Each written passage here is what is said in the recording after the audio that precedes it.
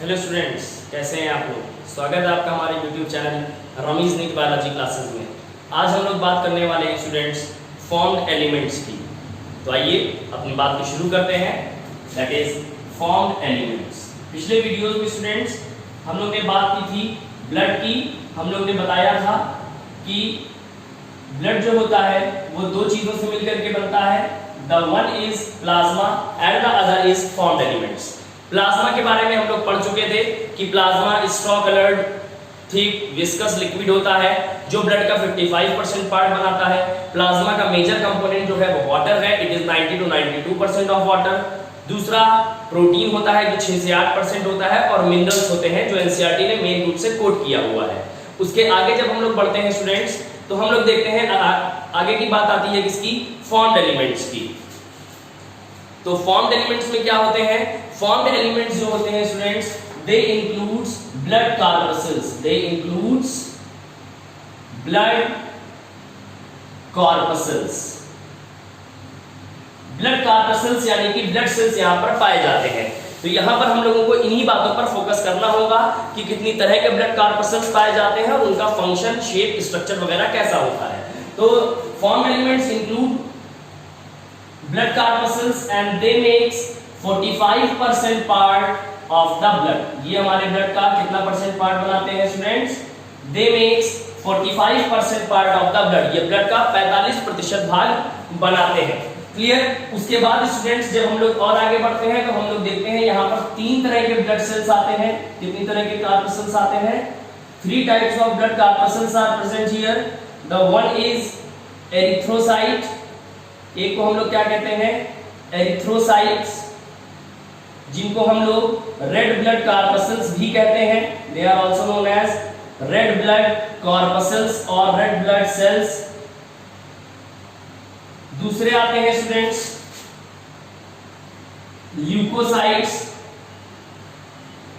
Leukocytes क्या होते हैं, इनको हम लोग व्हाइट ब्लड कॉर्पसेल्स भी कहते हैं। And the last is the platelets. ये क्या होते हैं, प्लेटलेट्स होते हैं। दे आर प्लेटलेट्स, या मैं इनको लिख सकता हूं, they are known as thrombocytes. यहां पर हम लोग क्या लिखते हैं, they are called thrombocytes. These thrombocytes are also known as platelets. तो ये तीनों हम लोगों को ध्यान रखते हैं। एनसीईआरटी ने red blood corpuscles, white blood corpuscles और प्लेटलेट्स शब्द का यूज ज्यादा किया है। तो रेड ब्लड कॉर्पसेल्स को हम लोग एरिथ्रोसाइट कहते हैं, व्हाइट ब्लड कॉर्पसेल्स को ल्यूकोसाइट्स कहते हैं, और थ्रोम्बोसाइट्स यानी प्लेटलेट्स को क्या कहा जाता है स्टूडेंट्स, थ्रोम्बोसाइट्स कहा जाता है। तो अब हम लोग एक एक करके इनकी तरफ बढ़ते हैं और देखते हैं ये किस तरह से हमारे बॉडी में प्रेजेंट है और क्या क्या फंक्शंस ये परफॉर्म कर सकते हैं। तो आइए स्टार्ट करते हैं रेड ब्लड कॉर्पसेल्स यानी कि रेड ब्लड सेल्स और एरिथ्रोसाइट्स से। तो the first is red blood corpuscles.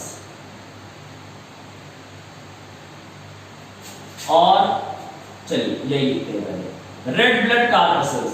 अब देखिए इसकी इंपॉर्टेंट बातें, इनको पॉइंट्स नहीं याद रखना होगा, बहुत ज्यादा इंपॉर्टेंट है, लगातार इससे क्वेश्चंस पूछे जाते हैं। देखिए red blood corpuscles they are also known as, इनको और क्या कहा जा सकता है, they are also known as erythrocytes। इनको हम लोग erythrocytes भी कहते हैं। उसके बाद जब आगे बढ़ते हैं स्टूडेंट्स तो इनकी जब संख्या की बात करते हैं हम लोग, अगर हम लोग काउंट की बात करते हैं तो आरबीसी का काउंट जो होता है स्टूडेंट्स ब्लड में वो होता है 5 to 5.5 मिलियन पर mm क्यूब। ठीक है, 1 मिलीमीटर क्यूब में कितना होता है, 5 से 5.5 मिलियन यानी कि 50 से 55 लाख होता है। अब यहां पर काउंट में एक चीज ध्यान रखनी होगी कि count is more in males as compare to the females, less in females. Females में आरबीसी का काउंट पर mm क्यूब में स्टूडेंट्स कम होता है। क्यों, इसका रीजन हम लोग याद रख सकते हैं, because of their loss in the menstruation। menstruation जो होता है यानी मेंस्ट्रुअल साइकिल का जो पहला फेज है जिसको जिसको हम लोग मेंस्ट्रुएशन कहते हैं, उसमें आरबीसी का लॉस हो जाता है। दैट इज व्हाई फीमेल्स में आरबीसी का काउंट मेल्स की तुलना में क्या रहता है, कम रहता है। उसके बाद जब और आगे बढ़ते हैं तो इसके शेप की बात करते हैं। The shape of RBC is usually biconcave. Shape कैसा है इसका, बाइकॉन्केव है या स्फेरिकल भी आपको मिल सकता है, लेकिन सबसे इंपॉर्टेंट हम लोगों को जो ध्यान रखना होता है दैट इज बाइकॉन्केव। उसके बाद जब और आगे बढ़ेंगे तो आरबीसी का फॉर्मेशन की बात करते हैं। स्टूडेंट समझना होगी बातें, यहाँ पर कुछ चीजें जो बहुत इंपॉर्टेंट है। देखिए एम्ब्रियोनिक लाइफ में, अब बात समझिएगा, यहाँ पर दो लाइफ होगी, एम्ब्रियोनिक लाइफ और दूसरा होगा आफ्टर बर्थ। यानी कि जब फीटल स्टेज है यानी या फिर एम्ब्रियोनल स्टेज है तब किस तरह से होता है फॉर्मेशन, और बर्थ के बाद किस तरह से होता है। देखिए स्टूडेंट्स, एम्ब्रियोनिक लाइफ की अगर बात करेंगे तो अर्ली स्टेजेस में आरबीसी का जो फॉर्मेशन होता है it is done by yolk sac. ये कौन कराता है, यॉर्क सैक कराता है। एंड यॉर्क सैक क्या है, it is one of the extra embryonic membranes. It is one of the extra embryonic membranes. ये एक तरह की एक्स्ट्रा एम्ब्रियोनिक मेम्ब्रेन है, ठीक है, जो एम्ब्रियो को घेरे रहती है, तभी इसको हम लोग एक्स्ट्रा एम्ब्रियोनिक मेम्ब्रेन कहते हैं। और यही मेम्ब्रेन अर्ली स्टेजेस में जब एम्ब्रियो का फॉर्मेशन होता है उस समय क्या होता है, ये अर्ली स्टेजेस में एम्ब्रियो के ये आरबीसी का फॉर्मेशन करता है। जबकि हम लोग अगर बात करते हैं स्टूडेंट्स लैटर स्टेजेस की, तो लैटर स्टेजेस में this work is overtaken by liver. कौन करता है, लीवर फॉर्मेशन करता है आरबीसी का। और उसके बाद आफ्टर बर्थ क्या होता है, पूरी तरह से जो रेड बोन मैरो है, या आप सिर्फ बोन मैरो भी ध्यान रख सकते हैं। रेड बोन मैरो जो है स्टूडेंट्स, ये क्या करता है, यहां पर आरबीसी का फॉर्मेशन मुख्य रूप से होता है। अब देखिए आरबीसी के लाइफ स्पैन की अगर बात करते हैं, लाइफ स्पैन ऑफ आरबीसी का लाइफ स्पैन लगभग 120 डेज का होता है। कितने दिन का होता है, 120 दिनों का होता है। और 120 दिनों के बाद ये स्प्लीन में जाकर के नष्ट हो जाता है। यानी कि डिस्ट्रक्शन ऑफ आरबीसी कहां होता है, destruction of RBC takes place in spleen. ये कहां पर होता है स्टूडेंट्स, स्प्लीन में होता है। स्प्लीन में होगा आरबीसी का destruction. That is why spleen is known as graveyard of RBC. Graveyard of RBC, इसको हम लोग क्या कहते हैं, आरबीसी की ग्रेवयार्ड इसको स्टूडेंट्स कहा जाता है। उसके बाद जब हम लोग स्टूडेंट्स और आगे बढ़ते हैं तो क्या देखते हैं कि ये स्प्लीन जो है ये एक्सेस आरबीसी को स्टोर भी करता है। एक्सेस आरबीसी जो होती है इज ऑल्सो स्टोर्ड हियर। यहां पर एक्सेस जो आरबीसी का प्रोडक्शन हुआ है वो स्प्लीन में स्टोर भी हो जाता है। और जब स्प्लीन में स्टोर होता है, जब शरीर में आरबीसी के काउंट को बढ़ाने की आवश्यकता होती है तो ये स्प्लीन क्या करता है, ये आरबीसी को रिलीज कर देता है। तो देखिए ये बैंक की तरह काम कर रहा है। जब हम लोगों के पास पैसे ज्यादा होंगे तो हम लोग बैंक में उसको रख देंगे, और जब आवश्यकता होगी तो हम लोग वहां से उसको निकाल लेते हैं। तो वही काम बैंक वाला स्प्लीन भी कर रहा है। तो इसको हम लोग क्या कहते हैं, ब्लड बैंक भी कह सकते हैं। It is also known as blood bank. Spleen is also known as blood bank. Students spleen को हम लोग ब्लड बैंक कहते हैं क्योंकि जब आरबीसी एक्सेस में होता है तो ये स्टोर कर देता है। जब आरबीसी की कमी आती है, संख्या घटती है, तो ये उसको रिलीज कर देता है और मेंटेन करता रहता है आरबीसी के काउंट को। ठीक है, तो ये कुछ बातें हम लोगों ने अभी तक पढ़ ली। उसके बाद जब हम लोग आगे बढ़ते हैं स्टूडेंट तो आरबीसी के फॉर्मेशन को क्या कहा जाता है, देखते हैं। Formation of RBC, red blood corpuscles के फॉर्मेशन को स्टूडेंट्स कहते हैं एरिथ्रोपोइसिस। आरबीसी का एक और नाम एरिथ्रोसाइट है। तो एरिथ्रोसाइट का formation is known as erythropoiesis. Erythropoiesis की अगर बात करें तो एम्ब्रियोनिक लाइफ में एरिथ्रोपोइसिस यॉर्क सैक में हो रही है, लेटर स्टेजेस में एम्ब्रियोनिक लाइफ के लीवर में हो रही है, और बर्थ के बाद ये काम किसने पूरी तरह से पकड़ रखा है, रेड बोन मैरो ने इसको पकड़ रखा है इस काम को। ये बात हम लोगों को याद रखनी होगी। उसके बाद जब हम लोग आगे बढ़ते हैं स्टूडेंट्स तो आरबीसी के कलर की बात करते हैं। बहुत छोटी छोटी सी बातें हैं, हम लोग बहुत दिनों से पढ़ते चले आ रहे हैं। आरबीसी का कलर कैसा होता है, रेड होता है। It is red. अब समझिएगा, एक बात समझिए, यहाँ पर थोड़ा बहुत ज्यादा कोई इंपॉर्टेंट नहीं है। अगर आप एक आरबीसी को अकेले देखेंगे तो वो आपको अपीयरेंस कैसा लिए रहेगा, येलोइश अपीयरेंस लिए रहेगा। लेकिन अगर आप आरबीसी के पूरे कलेक्शन को देखेंगे तो वो कैसा रहता है, रेड रहता है। तो हम लोग यहाँ पर यही पढ़ते हैं कि it is red in colour, और ये रेड किस वजह से है, it is red in colour, RBC is red in colour, क्यों, due to the presence of haemoglobin, due to the presence of haemoglobin. Haemoglobin की वजह से स्टूडेंट्स आरबीसी का कलर कैसा रहता है, रेड रहता है। अब हम लोग थोड़ी सी बात हेमोग्लोबिन की भी कर लेते हैं यहीं पर। देखिए क्या होगा, जब हेमोग्लोबिन की बात करते हैं तो हेमोग्लोबिन जैसे ही आता है वैसे ही हमारे दिमाग में एक चीज तुरंत आनी चाहिए कि हेमोग्लोबिन क्या है। Haemoglobin is a type of conjugated protein. ये क्या है, ये एक कॉन्जुगेटेड प्रोटीन है। कॉन्जुगेटेड प्रोटीन जैसे ही दिमाग में आता है वैसे ही एक बात आनी चाहिए, इसमें क्या होता है, इसमें प्रोटीन पार्ट भी होता है इसका मतलब, और इसमें स्टूडेंट्स नॉन प्रोटीन पार्ट भी पाया जाता है। तभी हम लोग यहाँ पर किस शब्द का प्रयोग कर रहे हैं, कॉन्जुगेटेड शब्द का प्रयोग कर रहे हैं। जैसे ही प्रोटीन पार्ट हम लोग के दिमाग में आता है वैसे ही हम लोग के दिमाग में आता है यहाँ पर कौन सा प्रोटीन है, ग्लोबिन प्रोटीन है। कौन सा प्रोटीन है, ग्लोबिन प्रोटीन है। जैसे ही नॉन प्रोटीन पार्ट हम लोग देखते हैं तो यहाँ पर हम लोग देखते हैं नॉन प्रोटीन पार्ट जो होता है इसको हम लोग क्या कहते हैं, it is known as heme. और एक हेमोग्लोबिन में क्या होता है, 4 ग्लोबिन प्रोटीन और 4 हीम यानी कि नॉन प्रोटीन, जिसको हम लोग हीम कहते हैं। हीम में खास बात जो बहुत ज्यादा इंपॉर्टेंट है वो ये याद रखनी है कि heme consist of iron in the form of Fe+2। Fe+2 के रूप में क्या रहता है, इसमें आयरन मौजूद रहता है।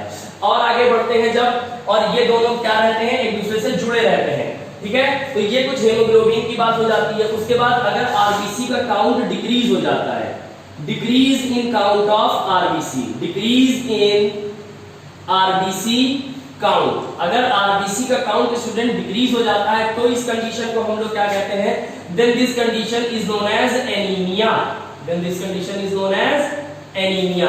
और अगर आरबीसी का काउंट क्या हो जाता है, इंक्रीज हो जाता है, increase in RBC count, then this condition is known as polycythemia, it is known as polycythemia. इसको हम लोग क्या कहते हैं स्टूडेंट, पॉलीसाइथीमिया कहते हैं, ठीक है। आरबीसी के घटने की जो प्रक्रिया है, ठीक है, इसको हम लोग क्या कहते हैं, एनीमिया कहते हैं। और एक बात समझिएगा, जैसे ही हमारे शरीर में आरबीसी का काउंट घट जाता है, आरबीसी प्रोडक्शन क्या होता है, जब लो हो जाता है, जैसे ही आरबीसी का प्रोडक्शन लो होता है वैसे ही सेल्स ऑफ किडनी के कुछ सेल्स होते हैं,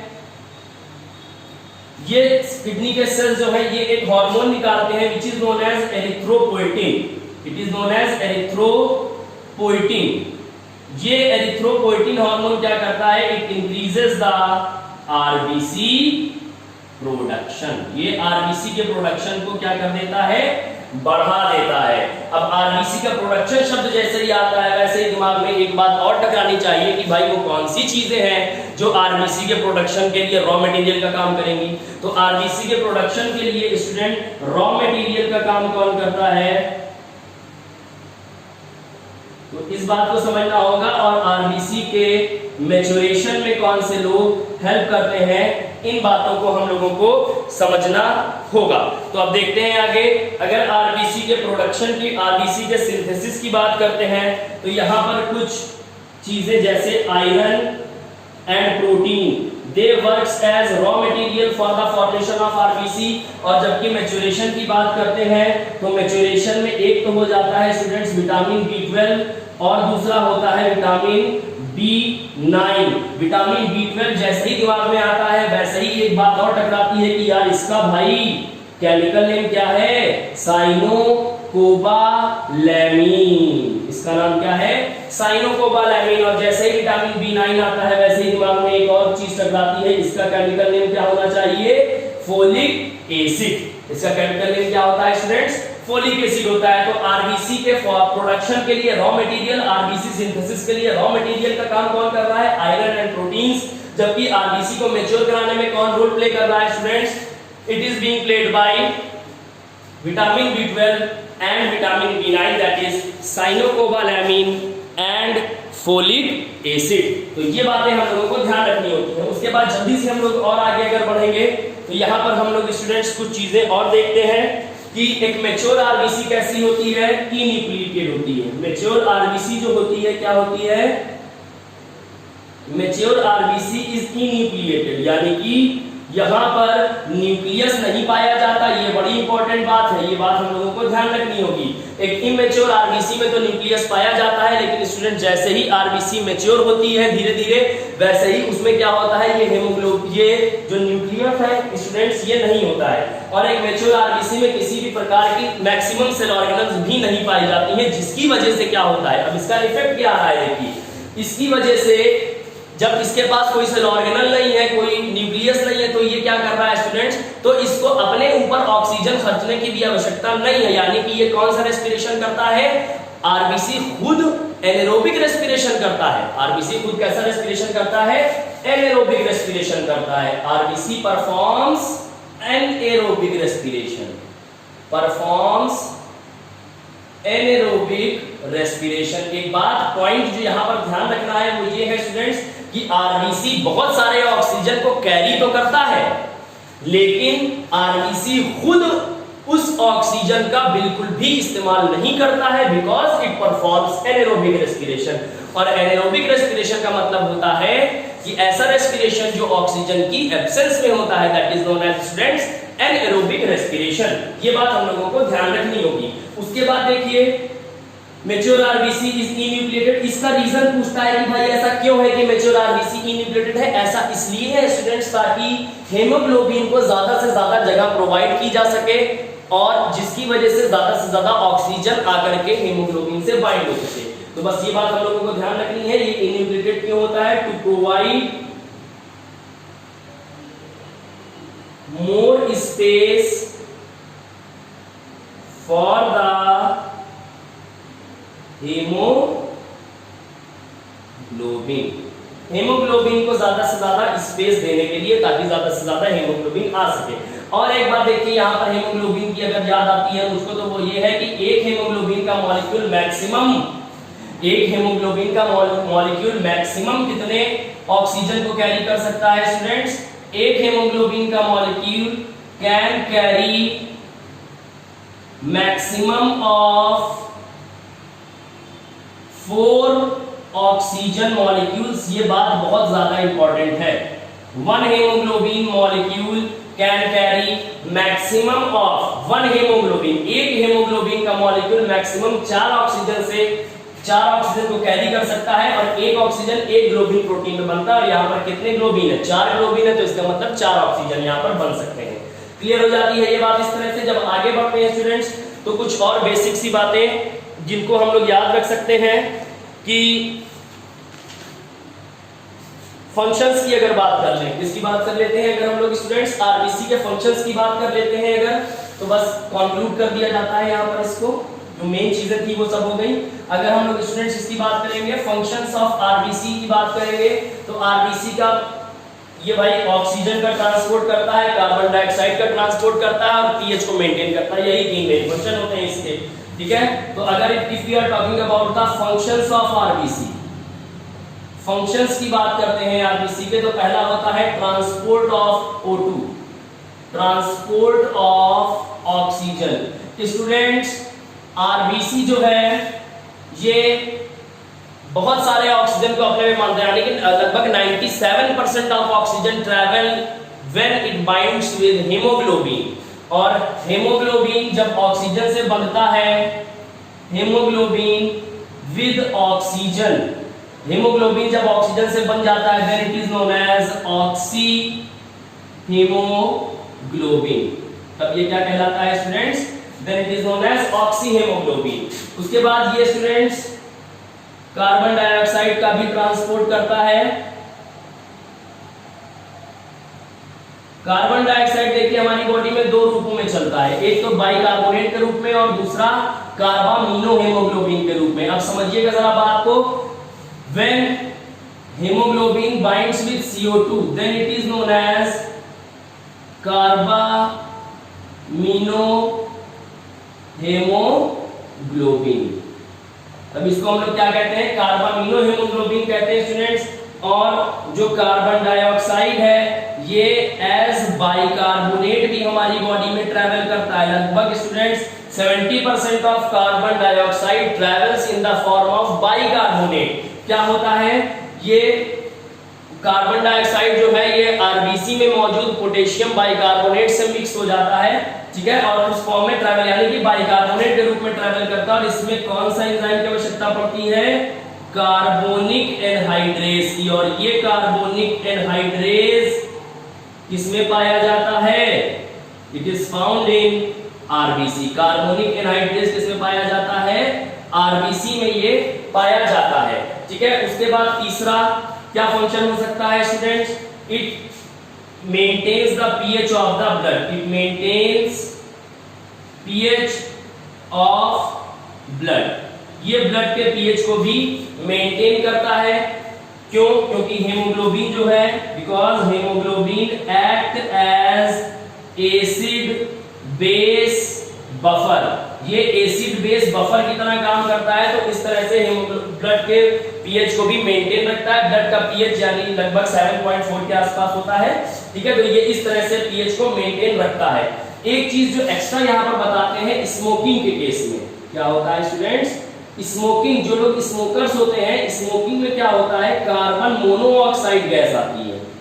सिगरेट से कौन सी गैस निकलती है, कार्बन मोनोऑक्साइड गैस निकलती है। उसी समय स्मोकर की बॉडी में ऑक्सीजन भी जाती है, उसी समय कार्बन मोनोऑक्साइड भी जाती है। तो फिर होता क्या है, रेस होती है हेमोग्लोबिन से बाइंड होने के लिए, और ये रेस निष्पक्ष रूप से विदाउट एनी बाउंडेशन कार्बन मोनोऑक्साइड जीतता है। क्यों, ऐसा क्यों हो रहा है, क्योंकि कार्बन मोनोऑक्साइड जो होता है student, it binds with haemoglobin 300 या मैं ऐसे लिखूं 250 से 350 times, 250 to 350 times faster than O2।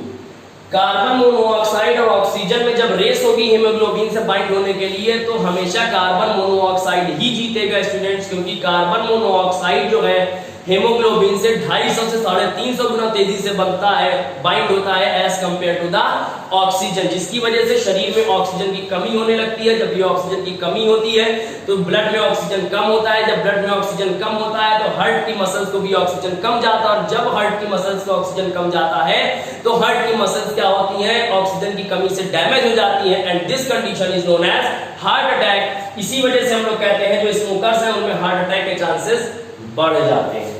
Clear, तो ये बात आपको ध्यान रखनी होगी। और जब हेमोग्लोबिन कार्बन मोनोऑक्साइड से बाइंड करता है students, then it is known as carboxy hemoglobin. Confuse बिल्कुल मत होइएगा, यहां पर एक चीज आपको कंफ्यूज कर सकती है थोड़ा सा, कि कार्बामिनो हेमोग्लोबिन जो है वो कार्बन डाइऑक्साइड के साथ है और कार्बन मोनोऑक्साइड के साथ कार्बोक्सी है। तो ये बात आपको दिमाग में रखनी पड़ेगी, CO के साथ कार्बोक्सी और CO2 के साथ कार्बामिनो है। तो इन सब बातों को हम लोग ध्यान रखने की कोशिश करते हैं, और इस तरह से हम लोग ने लगभग आरबीसी को कवर कर दिया है। अब नेक्स्ट वीडियो में स्टूडेंट्स हम लोग बात करने वाले हैं किसकी, white blood cells that is leucocytes की। क्लियर, और आपको हमारा ये वीडियो कैसा लगा हमको कमेंट बॉक्स में जरूर बताएं, और हमारे वीडियो को प्लीज ज्यादा से ज्यादा लोगों तक शेयर करें, हमारे वीडियो को सब्सक्राइब करें, लाइक करें, कमेंट करें। Thank you.